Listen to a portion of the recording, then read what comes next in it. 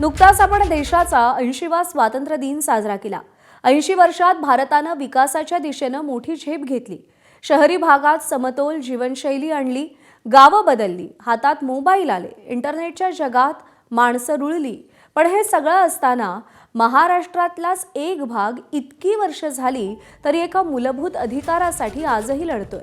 गेली कित्येक वर्ष महाराष्ट्रातल्या आश्रमशाळांमध्ये दयनीय स्थिती आहे आणि ही परिस्थिती जैसे थेच आहे। काही दिवसांपूर्वी गडचिरोलीतल्या आश्रमशाळेतील विद्यार्थ्यांच्या अवस्थेचा प्रश्न ऐरणीवर आल्यानंतर आता छत्रपती संभाजीनगरच्या पैठण खेड्यातील आश्रमशाळेची धक्कादायक स्थिती समोर आली आहे। मूलभूत सुविधांचा अभाव आणि विद्यार्थ्यांचे होत असलेले हाल पाहून या शाळेतल्या सगळ्या कर्मचाऱ्यांनी सामूहिक स्वेच्छानिवृत्तीचा अर्ज केलाय। विद्यार्थ्यांना राहण्याची धड सोय नाही, पुरेशी स्वच्छतागृह नाहीत, मुलींना असुरक्षित वातावरण मिळतंय, शासनाच्या सुविधा आल्या पण त्या वापरात नसल्याचा आरोप होतोय। या सगळ्या परिस्थितीचा डोळे उघडणारा रिपोर्ट आपण पाहूया।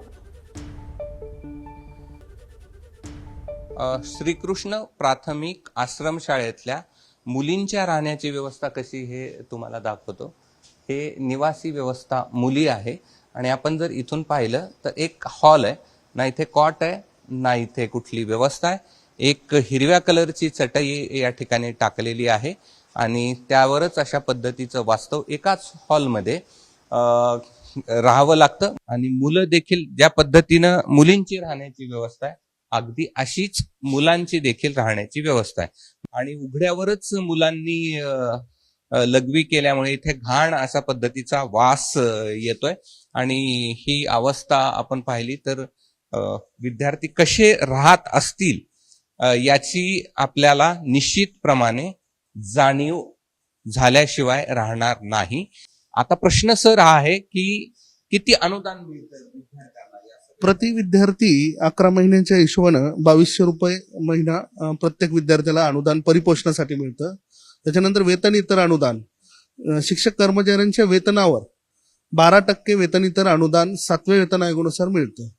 म्हणजे जवळपास अनुदान जे आहे आणि इतर मागास बहुजन कल्याण विभागाचं ही योजना आहे। वेतन इतर अनुदान वेगळं आहे, वेतन परिपोषण अनुदान आहे आणि रेंटचं म्हणजे ह्या इमारतीचं भाडं सुद्धा संस्थेला व्यवस्थापनाला मिळतं नियमित। एवढे पैसे मिळतात मात्र विद्यार्थ्यांची अशा प्रकारची अवस्था असल्याचं आपल्याला पाहायला मिळत आहे। तर एका बाजूला विद्यार्थ्यांची वाढलेली संख्या तर दुसऱ्या बाजूला स्वच्छतागृहांची दुरावस्था। तब्बल 11 बाथरूमपैकी केवळ 2 बाथरूमला दरवाजे आहेत।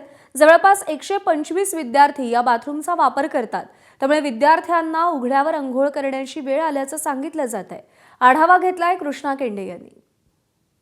117 मुलं या शाळेमध्ये निवासी आहेत, मात्र त्यांच्या बाथरूमची म्हणजे स्नानगृहाची अवस्था पहा। हे स्नानगृह मुलांचं आहे आणि बाजूला मुलींचं आहे।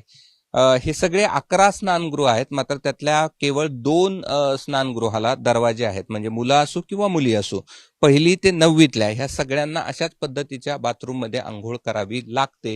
हे विशेष आहे, म्हणजे दरवाजा नसल्यानंतर 9वीतल्या वर्गातल्या विद्यार्थिनी कशा आंघोळ करत असतील आणि त्याचे कसलंच काहीच जर या सगळ्यांना वाटत नाही, म्हणजे संस्थाचालक असतील किंवा शासन असेल त्यांना काहीही कसं वाटत नाही हा प्रश्न पडतो। कुठल्या वर्गात शिकतेस? 8वी। बरं, आणि आंघोळ अशाच बाथरूम मध्ये कर? नाही, बाहेरच करायला लागते। बाथरूम मध्ये पण नाही?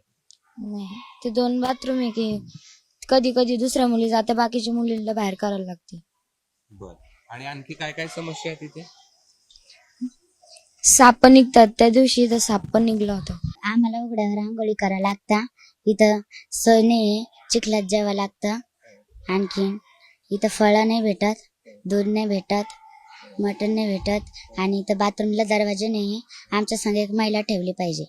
अशा प्रकारची अवस्था ही वसतिगृहातल्या स्नानगृहांची असलेली आपल्याला पाहायला मिळते। दरम्यान विद्यार्थ्यांचे हाल आश्रमशाळेतल्या शिक्षकांनाच आता भावत नाहीयेत।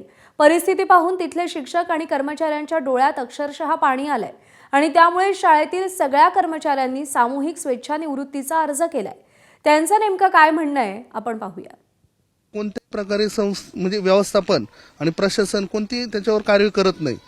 म्हणून जबाबदारी शेव कोणाची? व्यवस्थापनाची, प्रशासनाची, दोघांची पण आहे. कारण पण काय दोघांनी एकमेकाकडे कानाडोळा केलेला आहे. कारण ऍक्च्युअल ह्या शेवटी ही काय हातबलता आहे आमची. ही जी आम्ही स्वच्छनिवृत्ती घेतो ही हातबलता आहे आमची.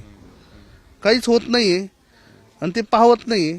त्यामुळे शेवटी आम्ही हे याच्याशिवाय दुसरं सगळे 10 जण सर्वचे सर्व आम्ही जे जुने 10चे 10 लोक कार्यरत आहोत, मान्यता प्राप्त आहोत, पण पाहत नाही. शेवटी हा निर्णय घेण्याची वेळ आली.